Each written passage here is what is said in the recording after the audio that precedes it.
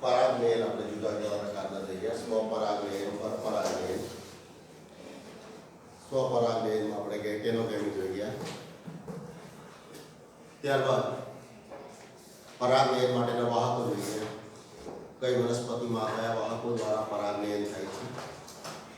એમાં અજૈવિક વાહકો તરીકે આપણે જોઈએ પવન અને પાણી દ્વારા પરાગનયન ખૂબ ઓછી વનસ્પતિઓમાં થાય છે.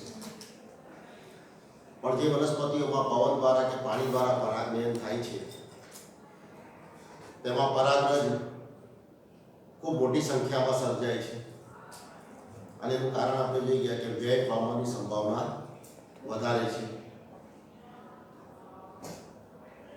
જૈવિક વાહકોમાં કીટકો દ્વારા, પ્રાણીઓ દ્વારા, પક્ષીઓ દ્વારા, ચામાચીડિયા દ્વારા. હવે આપણે જોવાનું છે કે બાહ્ય સંવર્ધન પ્રયુક્તિ અને સ્વફલનને અટકાવવા માટેની પ્રયુક્તિ. તો પરફલનની ક્રિયા થાય, સ્વફલન ન થાય એ માટે કઈ કઈ પ્રયુક્તિઓ જોવા મળે વનસ્પતિઓમાં. તો આપણે જો પુષ્પ દ્વિલિંગી હોય તો એક જ પુષ્પની અંદર પુંકેસર પણ આવેલા છે અને સ્ત્રીકેસર પણ આવેલા છે. તેમાં સ્વફલનની તકો કેવી થઈ જાય? વધી જાય. તો અહીંયા સ્વફલનને અટકાવવાનું છે અને પરફલનને પ્રેરવાનું છે. તેના માટે શું હોઈ શકે? તમને યાદ છે કે સ્વફલન માટે આપણે એક શબ્દ વાપરેલો છે, સહપક્વતા. સહપક્વતા એટલે પુંકેસ. હા બોલો. પુંકેસર અને પુંકેસર અને સ્ત્રીકેસર ની પરિપક્વતાનો સમય એક સાથે જોઈને જ્યારે અહીંયા સ્વફલનને અટકાવવાનું છે એટલે બંનેની પરિપક્વતાનો સમય સાથે નહીં હશે, જુદો જુદો હશે. કે જ્યારે પુંકેસર પરિપક્વ બને બરાબર છે તે પહેલા સ્ત્રીકેસર પરિપક્વ બની જાય, અથવા ઘણા સમય પછી, અથવા ઘણા સમય પહેલા. પણ બંનેનો પરિપક્વતાનો સમય કેવો હોય? જુદો જુદો હોય. તેના માટે શબ્દ વપરાય છે પૃથક પક્વતા. કયો શબ્દ છે? પૃથક પક્વતા. એટલે પુંકેસર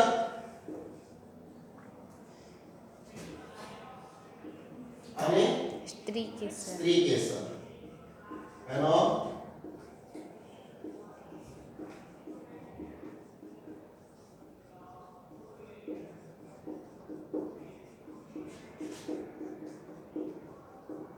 જો સમયગાળો સરખો જ સાથે જ હોય, બંને સાથે જ પરિપક્વ બનતા હોય તો સ્વફલનની તકો વધી જાય. અહીં તો સ્વફલન અટકાવવાનું છે એટલે બંનેનો પરિપક્વતાનો સમયગાળો કેવો હોય? જુદો જુદો. તો નંબર 1 લખી દો, પૃથક પક્વતા.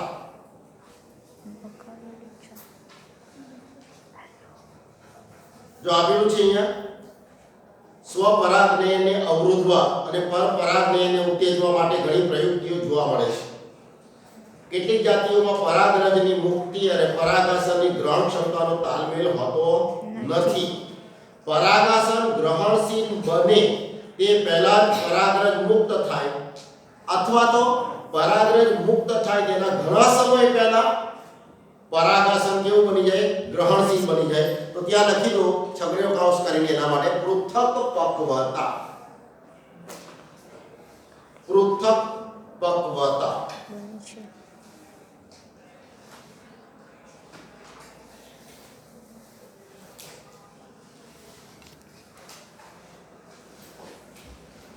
ચાલો બીજો છે અનાત્મક પરાગ. એટલે પુંકેસર અને સ્ત્રીકેસર બંને જુદા જુદા સ્થાને આવેલા હોય, એકબીજાની નજીક નહીં આવેલા હોય. જેટલા પુંકેસર અને સ્ત્રીકેસર નજીક આવેલા હોય એમાં સ્વફલનની તકો વધી જાય. તો પુંકેસર અને સ્ત્રીકેસર જુદા જુદા સ્થાને આવેલા હોય એટલે પુંકેસરમાંથી મુક્ત થયેલી પરાગરજ સ્ત્રીકેસરના પરાગાસન પડી શકે નહીં. તો આને શું કહીશું આપણે? અનાત્મક પરાગણતા.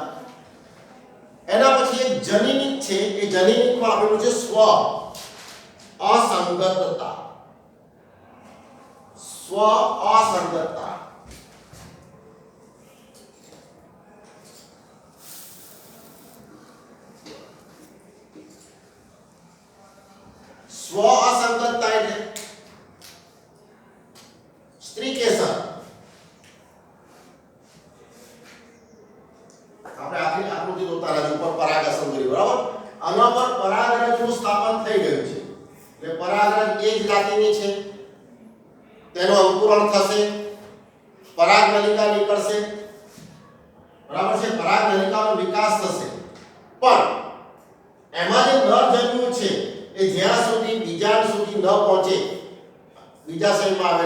સુધી ન પહોંચે ત્યાં સુધી ફલન થઈ શકતો નથી. તો આ પરાગનલિકાનો વિકાસ અવરોધાય જનીની ખામીને કારણે, જેને કારણે સ્વફલનની ક્રિયા અટકી જાય. આને શું કહીશું આપણે? સ્વ અસંગતતા. અને ચોથું આપેલું છે કે એકલિંગી પુષ્પો સર્જે. જો દ્વિલિંગી પુષ્પો હોય તો શું થાય? સ્વફલનની તકો વધી જાય. એકલિંગી પુષ્પો હોય તો ઓછી. અને એકલિંગી પુષ્પો પાછા એક જ વનસ્પતિ પર પણ હોઈ શકે, જુદા જુદા છોડ પર પણ હોઈ શકે. બરાબર? તો એકલિંગી પુષ્પો સર્જે કે જેને કારણે સ્વફલનની તકો કેવી થઈ જાય? ઘટી જાય છે. નંબર 2 કયું છે આપણે આપેલું છે? અનાત્મ પરાગણતા ને એમાં આપેલું છે. એના પછી જો કેટલીક જાતિઓમાં પરાગાશય અને પરાગાસન જુદા જુદા સ્થાનોએ આવેલા હોય છે કે જેથી પુષ્પના પરાગાસનના સંપર્કમાં પરાગરજ ક્યારે આવી શકતી નથી. ત્યાં નંબર 2 લખી દો અનાત્મ પરાગણતા. એના પછી નંબર 3 ત્રીજી પ્રયુક્તિ જે અંતઃસંવર્ધનને અટકાવે છે, સ્વસંગતતા જનીની ક્રિયાવિધિ છે. શું થાય છે એમાં? સ્ત્રી કેસરમાં પરાગરજના અંકુરણ કે પરાગનલિકાના વિકાસને અવરોધીને અંડકોને ફલિત થતા અટકાવે છે. એટલે નંબર 3 સ્વ અસંગતતા. અને છેલ્લે આપેલું છે કેટલીક વનસ્પતિઓમાં શું થાય? એકલિંગી પુષ્પો ઉત્પન્ન કરે. બરાબર છે ને? એમાં આપેલું છે દિવેલા અને મકાઈ. એકલિંગી પુષ્પો એક જ છોડ પર સાથે પણ ઉત્પન્ન થઈ શકે ને. મકાઈનું ઉદાહરણ જોઈએ ને આપણે. બીજું દિવેલા તૈયાર કરો જેમાં એક સદની, પપૈયામાં દ્વિસદની. અહીંયા કઈ વનસ્પતિમાં સ્વફલન અને ગેટેનોગેમી બંને અટકાવી શકાય?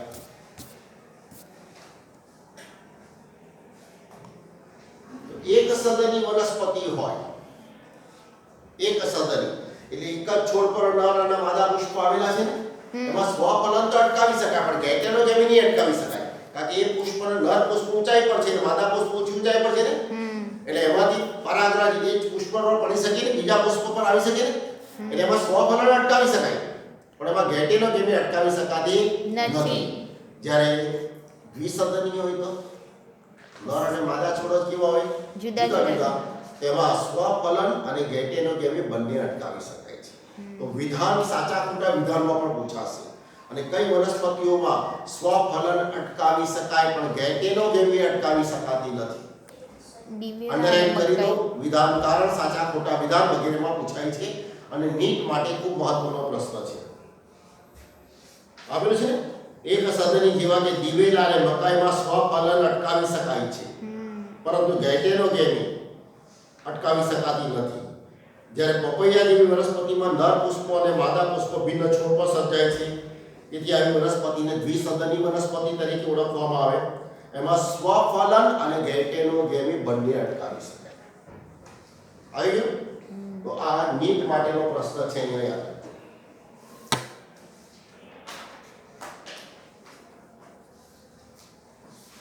તો બાહ્ય સંવર્ધન પ્રયુક્તિ એટલે સ્વફલનને અટકાવવા માટે, પરફલનને ઉત્તેજવા માટેની પ્રયુક્તિઓ કઈ કઈ થઈ ગઈ? પહેલી પૃથક પક્વતા. પૃથક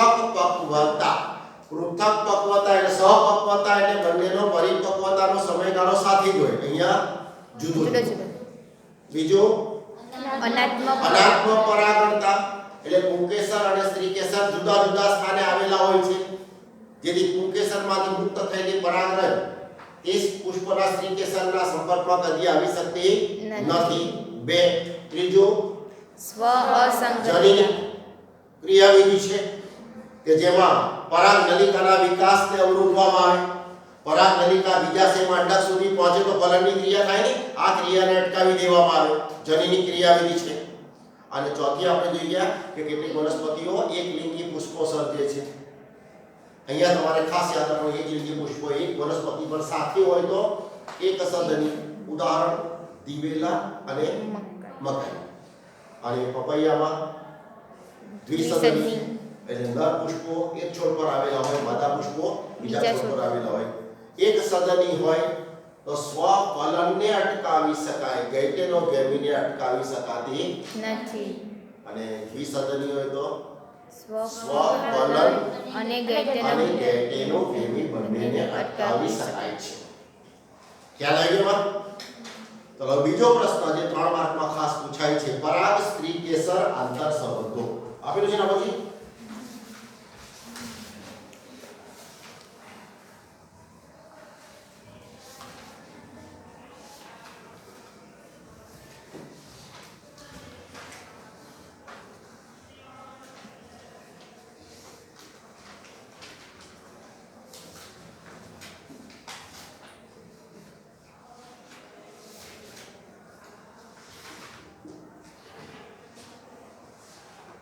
તો આપણે સામાન્ય રીતે જે પ્રક્રિયા શીખી ગયા છે, બરાબર છે, કે પુંકેસર એના પરાગાશયમાંથી પરાગરજ મુક્ત થાય પછી કઈ ક્રિયા થાય? પરાગનયન. પરાગનયનને અંતે આ પરાગરજ ક્યાં જઈને પડે? સ્ત્રીકેસરના સ્ત્રીકેસરના પરાગાસન પર. પરાગાસન પર એના માટેની અનુકૂળ પરિસ્થિતિ પ્રાપ્ત થાય છે અને ત્યાં પરાગરજનું અંકુરણ થાય છે. પરાગરજનું અંકુરણ થાય એમાંથી એક નલિકા નીકળે, પરાગનલિકા, જે પરાગવાહિનીમાંથી માર્ગ કરીને ક્યાં સુધી પહોંચે? અંડક. બીજાશયમાં આવેલા અંડક સુધી, અને ફલનની ક્રિયા થાય ને. આ સમગ્ર પ્રક્રિયા આને આપણે શું કહીશું? પરાગ સ્ત્રીકેસર આંતરસંબંધ. એટલે પરાગાસન પર પરાગરજનું સ્થાપન થાય ત્યાંથી લઈને ફલન થાય ત્યાં સુધીની સમગ્ર પ્રક્રિયાને શું કહીશું આપણે? પરાગ સ્ત્રીકેસર આંતરસંબંધ. હવે આપણે જોઈએ કે કુદરતની અંદર એક વિસ્તારમાં એક જ જાતિની વનસ્પતિના પુષ્પો હોય. આજુબાજુ આપણે નજર ફેરવીએ તો શું એક જ જાતિના પુષ્પ છે? ના, તો અલગ અલગ ભિન્ન જાતિના પુષ્પો છે ને. શું પવન અને પાણી પરાગરજને પૂછીને પુષ્પ પાસે લઈ જશે? ના, કીટકો પૂછીને લઈ જશે? ના. તો શું એક વનસ્પતિની, એક જાતિની વનસ્પતિની જે પરાગરજ પરાગનયનને અંતે એ જ જાતિના સ્ત્રીકેસરના પરાગાસન પર પડશે? ના, એની કોઈ ખાતરી હોતી નથી. એટલે ગમે તે પુષ્પના સ્ત્રીકેસરના પરાગાસન પર પડે ને, અને ગમે તે પુષ્પના સ્ત્રીકેસરના પરાગાસન પર એ પડે એનો અંકુરણ થાય? ના. નહીં થાય. બરાબર છે? એટલે કુદરતમાં પુંકેસરમાંથી મુક્ત થયેલી પરાગરજ તે જ જાતિના પુષ્પના સ્ત્રીકેસરના પરાગાસન પર પડશે એની કોઈ ખાતરી આપી શકાતી નથી. એની કોઈ ખાતરી હોતી નથી. બરાબર છે? ગમે ત્યાં જઈને પડી શકે. તો ક્યારે એનું અંકુરણ થાય પરાગરજનું, ક્યારે ન થાય? જ્યારે તે જ જાતિના પુષ્પ, તો જ્યારે એ જ જાતિની પરાગરજ તે જ જાતિના માદા પુષ્પના સ્ત્રીકેસરના પરાગાસન પર પડે તો એનું અંકુરણ થાય. જો અન્ય જાતિના પુષ્પ પર પડે તો અંકુરણ ન થાય. જો પરાગરજ એ જ જાતિની હોય તેના માટે શબ્દ વપરાય છે સંગત પરાગરજ. કઈ પરાગરજ? સંગત. બરાબર છે? અને પરાગરજ ભિન્ન જાતિની હોય તો અસંગત આપણે અસંગત પરાગરજ. પરાગરજ. તો પરાગાસન ક્યારે અથવા કઈ પરાગરજનો સ્વીકાર કરશે? સંગત તો જો સંગત પરાગરજ. પરાગરજ હોય તો પરાગાસન તેનો સ્વીકાર કરશે, અને અસંગત પરાગરજ હોય તો અસ્વીકાર કરે.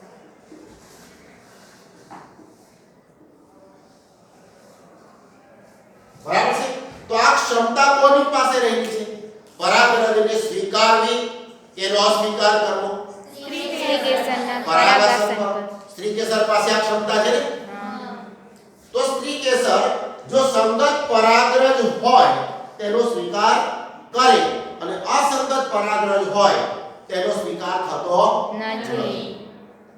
હવે જો સંગત પરાગરજ હોય તો પરાગાસન એનો સ્વીકાર કરશે, અને પરાગરજમાં રહેલા કેટલાક રસાયણો, કેટલાક ઘટકો, બરાબર છે, એની મદદથી હવે શું થશે? પરાગરજનું અંકુરણ થશે. એટલે કઈ પરાગરજનું અંકુરણ થાય? સંગત પરાગરજ હોય તો પરાગાશર એને સ્વીકાર કરે, એનું અંકુરણ થાય.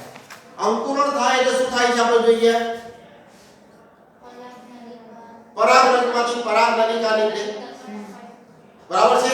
અને આ દરમિયાન જનન કોષનું કોષ કેન્દ્ર આપણે જોઈએ છે પરાગનલિકામાં દાખલ થાય અને બે નરજન્યુઓમાં નિર્માણ કરે ને, તો આ રીતે ત્રિકોષી બની જાય ને.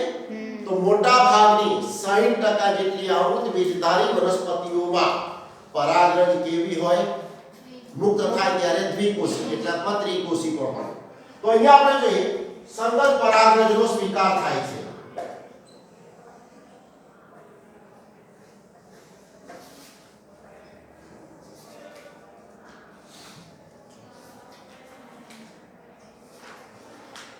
સંગત પરાગરજ છે.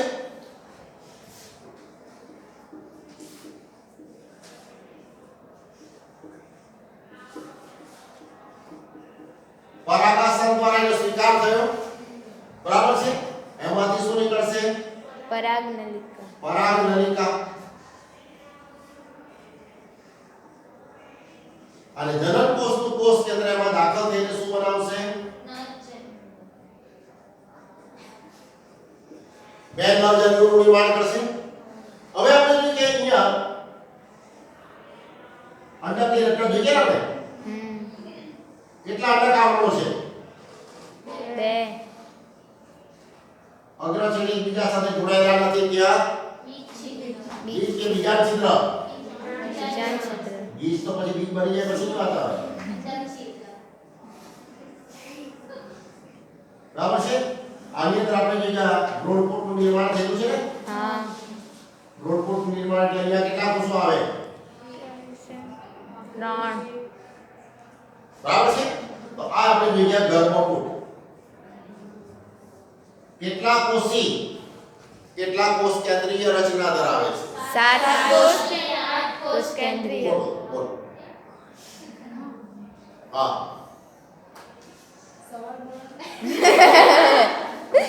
હવે ખબર પડી મેં કેમ પૂછ્યું? હે? હા. બધાનું ધ્યાન મારા પ્રશ્ન પર હતો, આનું ધ્યાન કંઈક બીજે હતું. શું વિચારતી હતી? કઈ નહીં. ધ્યાન નહોતું એ તો બરાબર છે. હા, એટલે મેં આ લોકોને અટકાવ્યા, મને એ રીતે ટેપ ચાલુ રાખી દીધું. પ્રશ્ન છે ગર્ભપુટ અથવા ભ્રૂણપુટ કેટલા કોષી, કેટલા કોષ કેન્દ્રી રચના ધરાવે છે? 7 કોષીના કોષ કેન્દ્રી. ચોક્કસ. હા, બરાબર છે.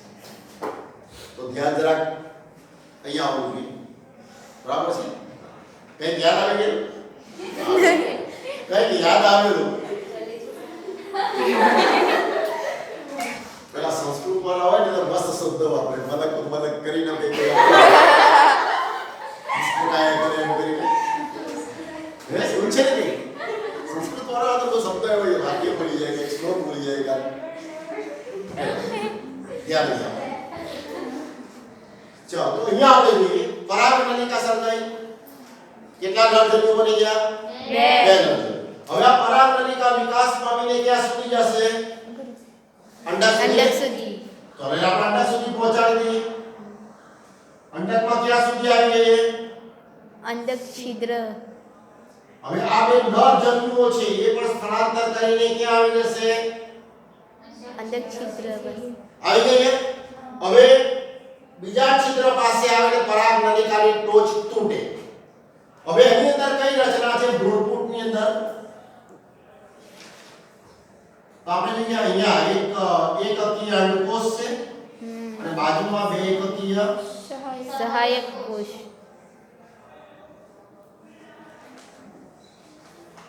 આ 2 છે સહાયક કોષ. બરાબર. અહીંયા પ્રતિજુ કોષ.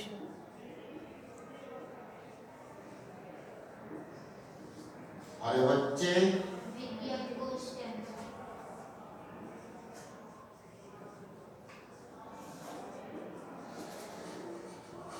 આ રચના અહીંયા આપણે બતાવી છે બરાબર અહીંયા. ચલો હવે પરાગનલિકા અહીંયા સુધી આવશે બરાબર છે. તો હવે આ સહાયક કોષના માધ્યમથી આ નરજન્યુઓ ક્યાં પ્રવેશ કરશે? અંડકમાં આ સારી રચના બતાવી છે આપણે. ગર્ભપુર બરાબર છે. ગર્ભપુરમાં પ્રવેશ કોની મદદથી? સહાયક કોષની અને સાથે અહીંયા તંતુ ઘટકો આવેલા હોય તેની મદદથી અંડરલાઈન કરો. તંતુ ઘટકો અને સહાયક કોષોની મદદથી છેલ્લે આપેલું છે સામેના પાના ઉપર. અને ફલનની ક્રિયામાં ભાગ લે છે અને ફલન થાય છે ને. તો આ રીતે ક્યાંથી ક્યાં સુધીની પ્રક્રિયા પરાગ સ્ત્રી કેસર આંતર સંબંધ તરીકે ઓળખાય છે? છેલ્લે આપેલું છે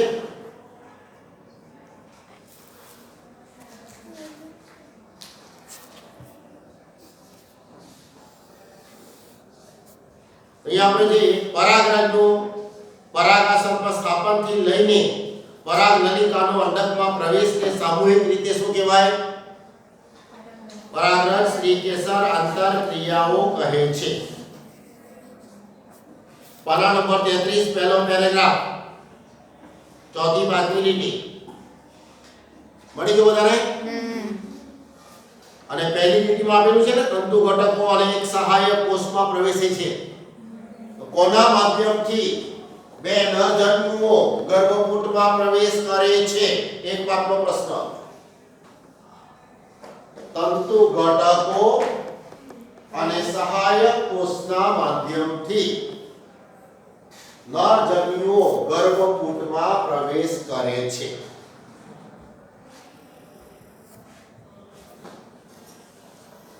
ખ્યાલ આવી ગયો? તો આ થઈ ગયો 3 માર્કનો એક પ્રશ્ન પરાગ સ્ત્રી કેસર આંતર સંબંધ. આકૃતિ નહીં દોરશો તો ચાલશે પણ આકૃતિ પરથી યાદ રાખવાનું છે બરાબર છે. તો સૌથી પહેલા તો પરાગરજ પરાગાશયમાંથી મુક્ત થાય પછી એ જ જાતિના સ્ત્રી કેસરના પરાગાસન પર પડે એની કોઈ ખાતરી હોતી નથી. ગમે ત્યાં પડી શકે ને. તો ગમે તે પુષ્પની પરાગરજ ગમે તે પુષ્પ જાતિના પુષ્પ પર પડે તો શું પરિણામ આવે? અંકુરણ નહીં થાય. તો અંકુરણ ના થાય. તો અહીંયા બે શબ્દ આવવા જોઈએ. સંગત પરાગરજ કોને કહેવાય ને અસંગત પરાગરજ કોને કહેવાય? બંનેની વ્યાખ્યા આવી જોઈએ. જો એક જ જાતિની પરાગરજ તે જ જાતિના સ્ત્રી કેસર પર પડે તો સંગત પરાગરજ અને અન્ય જાતિની પરાગરજ પડે તો અસંગત કહેવાય. એના માટે તો પરાગાસન કઈ પરાગરજનો સ્વીકાર કરશે? સંગત સંગત પરાગરજનો સ્વીકાર કરશે. અસંગત હોય તો એનો અસ્વીકાર કરશે. કોણ સ્વીકાર કે અસ્વીકાર કરે છે? પરાગાસન. બરાબર છે. તો આ ક્ષમતા કોની પાસે રહેલી છે? સ્ત્રી કેસર પાસે. સ્ત્રી કેસર પાસે રહેલી છે બરાબર છે ને. અને પરાગરજમાં રહેલા ઘટકો એમાં મદદરૂપ થાય છે. તો હવે સંગત પરાગરજ હોય તો શું થાય? એનો સ્વીકાર થાય. નાખી પ્રક્રિયા તો ખ્યાલ આવી ગઈ તમને અહીંયા. આ જ વસ્તુ બીવડા ફલનમાં આવશે. આ જ વસ્તુ બીવડા ફલનમાં આવશે. ખ્યાલ આવી ગયો? તો આને આપણે શું કહીશું? પરાગ સ્ત્રી કેસર આંતર સંબંધ. હવે મેં તમને કહ્યું કે પ્રેક્ટિકલની અંદર તમારે સ્લાઇડ તૈયાર કરવાની આવે છે બરાબર છે. તો કોઈ પણ પુષ્પ નીચે આપેલું છે તમે જો વટાણા, ચણા, પ્રોટોલેરિયા, ગુલમેંડી, બારમાસી કોઈ પણ વનસ્પતિના પુષ્પ આપણી પાસે જે અવેલેબલ હોય બરાબર છે. કઈ ન મળે તો છેલ્લે આપણી પાસે જાસૂદના પુષ્પો તો ઠેર ઠેર મળી જાય બરાબર છે. તો પરાગાસન પર પરાગરજ પડે પછી એને અનુકૂળ માધ્યમ મળે એમ કહેલું. અનુકૂળ માધ્યમમાં હવે આપણે પરાગાસન પર તો અંકુરણ નથી બતાવવાનું. આપણે તો સ્લાઇડમાં બતાવવાનું છે. તો સ્લાઇડમાં શું લેવું પડશે? ગ્લુકોઝ અને શર્કરાનું દ્રાવણ બરાબર છે. તો નીચે આપેલું છે જો પરાગરજ એટલે શર્કરાનું દ્રાવણ લગભગ 10% ધરાવતી સ્લાઇડ પર આસ્થાપન કરીને તેનો અભ્યાસ કરી શકાય છે ને. તો શર્કરા એટલે સુક્રોઝનું દ્રાવણ આપણે બનાવવાનું અને 1-2 ટીપા મધ HCl નાખી દેવાનું. પૂછશે કયું દ્રાવણ તમે ઉપયોગમાં લીધેલું છે જ્યારે પરાગરજ અથવા પરાગનલિકાના વિકાસની સ્લાઇડ બનાવશો ત્યારે. હવે આ માધ્યમમાં આપણે સ્લાઇડ તૈયાર કરી દીધી. તો પરાગરજ હજુ તો આપણે સ્લાઇડ પર મૂકેલી છે ને એને માધ્યમ પૂરું પાડેલું છે ને તરત કઈ અંકુરણ થઈ જાય થોડો સમય લાગે ને. એટલે સ્લાઇડ મેં તમને કહેલું 15-1 મિનિટ રહેવા દેવાની અને પછી આપણે એ સ્લાઇડનું નિરીક્ષણ કરવાનું. કવર સ્લિપ ઢાંકીને રહેવા દેવાનું. 10-15 મિનિટ પછી આપણે એનું નિરીક્ષણ કરવાનું. ત્યાં સુધી જે કંઈ સપ્લિમેન્ટરીમાં લખવાનો પ્રયોગ લખી નાખવાનો અને પછી સ્લાઇડ ગોઠવીને પરીક્ષકને બતાવી દેવાની. આપેલું છે અહીંયા. ત્યારબાદ 10 થી 15 થી 30 મિનિટમાં સ્લાઇડને સૂક્ષ્મદર્શક યંત્રના લો પાવરમાં જોતા એમાં પરાગરજનું અંકુરણ સ્પષ્ટ દેખાશે. બરાબર? તો આ પ્રશ્ન કયો થઈ ગયો? પરાગ સ્ત્રીકેસર આંતર સંબંધો. ચલો હવે આ પરાગ સ્ત્રીકેસર આંતર સંબંધનો જે ઉપયોગ છે એ વૈજ્ઞાનિકો કૃત્રિમ સંકરણમાં કરે છે. કૃત્રિમ સંકરણ આપણે જોઈએ. આ તો ખ્યાલ હશે, આપણે 2-3 વખત એનો ઉલ્લેખ કરી ગયા છે.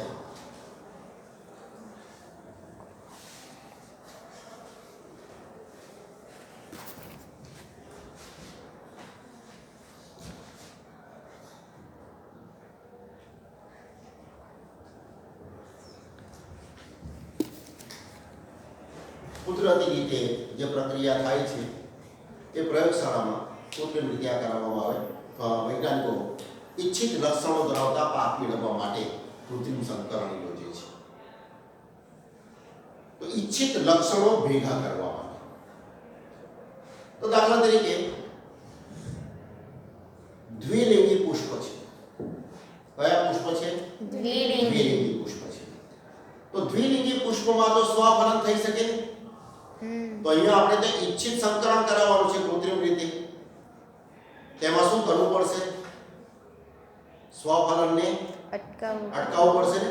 તો સ્વફલનને અટકાવવા માટે સૌથી પહેલા શું કરવું પડે? પરિપક્વ પુંકેસર અને સ્ત્રીકેસરની પરિપક્વતાનો સમય જુદો જુદો.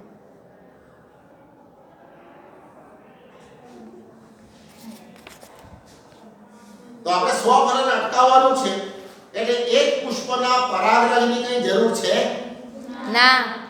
તે પુંકેસર પરિપક્વ બને તે પહેલા કાળજીપૂર્વક એને દૂર કરી દેવામાં આવે ને.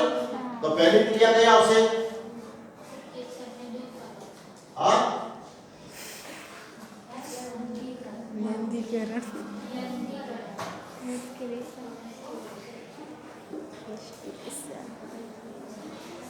વ્યંધીકરણ કે ઇમેસ્ક્યુલેશન શબ્દ આવી ગયું છે ને.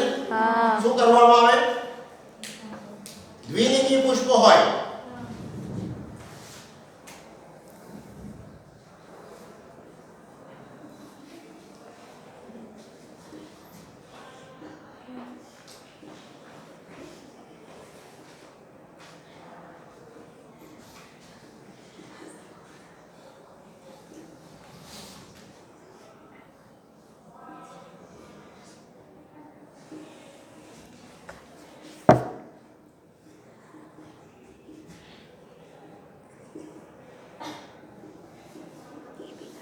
શું કહેવાય ને? ઇમેસ્ક્યુલેશન કહેવાય.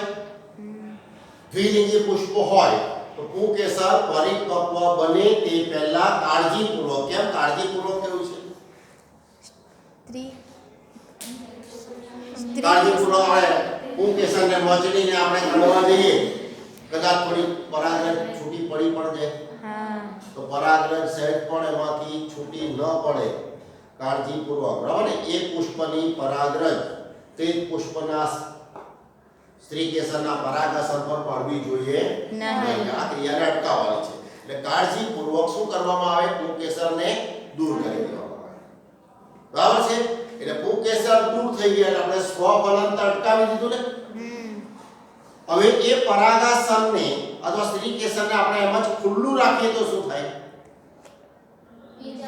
પવન દ્વારા કે કીટકો દ્વારા, કોઈ પણ વાહકો દ્વારા કોઈ પણ પુષ્પની પરાગરજ આવીને પડી શકે ને. આપણે તો કૃત્રિમ ચોક્કસ સંકરણ કરાવવાનું છે એટલે બીજી કોઈ પરાગરજ પણ એના પર પડવી જોઈએ નહીં. તો હવે શું કરવામાં આવે? નંબર 2 માં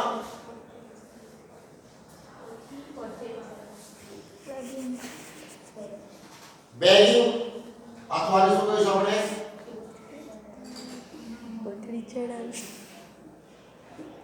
બેગિંગ અથવા કોથળી ચડાવી. તો અહીંયા આપણે જોઈએ સ્ત્રીકેસર.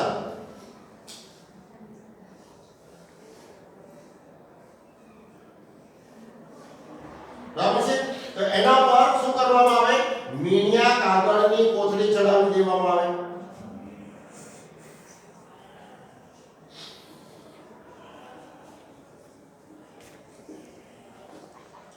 મીણિયું કાગળ એની કોથળી ચડાવી દેવામાં આવે. પરિણામ શું આવે કે ભાઈ અન્ય કોઈ પણ પુષ્પની પરાગરજ આ પુષ્પના સ્ત્રી કેસર પર પડી શકવાની શક્યતા રહેતી નથી. બરાબર છે ને? હવે પરાગાસન ગ્રહણશીલ બને એટલે જે ઈચ્છિત સજીવ સાથે સંકરણ કરાવવાનું છે તેની જ પરાગરજ આ મીણિયા કોથળી કાઢીને આ સ્ત્રી કેસર પર મુક્ત કરવામાં આવે. એટલે ઈચ્છિત પરાગરજ મુક્ત કરવામાં આવે અને પાછી કોથળી વડે આ સ્ત્રી કેસરને ઢાંકી દેવામાં આવે. એટલે પાછી બીજી કોઈ પરાગરજ એના પર પડી શકે નહીં. બરાબર છે? તો હવે આપણે શું કહીશું? આપણે કૃત્રિમ સંકરણ. પણ આ તો દ્વિલિંગી પુષ્પની વાત થઈ. જો એકલિંગી પુષ્પો હોય તો એમાં તો નર અને માદા પુષ્પો જુદા હોય ને, તેમાં કઈ ક્રિયા કરવાની જરૂર પડતી નથી. વંધ્યીકરણ. બધાને આવડતું નથી.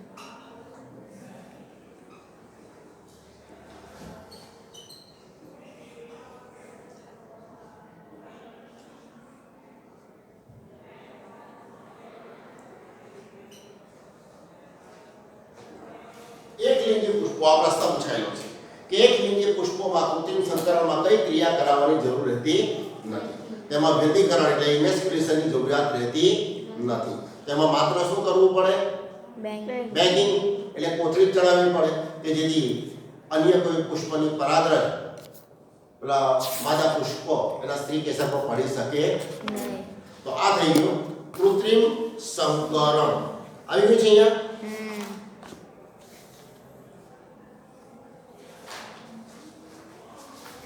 તો અહીંયા પરાગલયન, બાહ્ય સંવર્ધન પ્રયુક્તિઓ અને કૃત્રિમ સંકરણ પૂરું થયું. તો આપણે જોઈએ આગળ નરજન્યુ જનકનો વિકાસ. પછી આપણે જોઈએ માદા જન્યુ જનકનો વિકાસ. બંનેના વિકાસ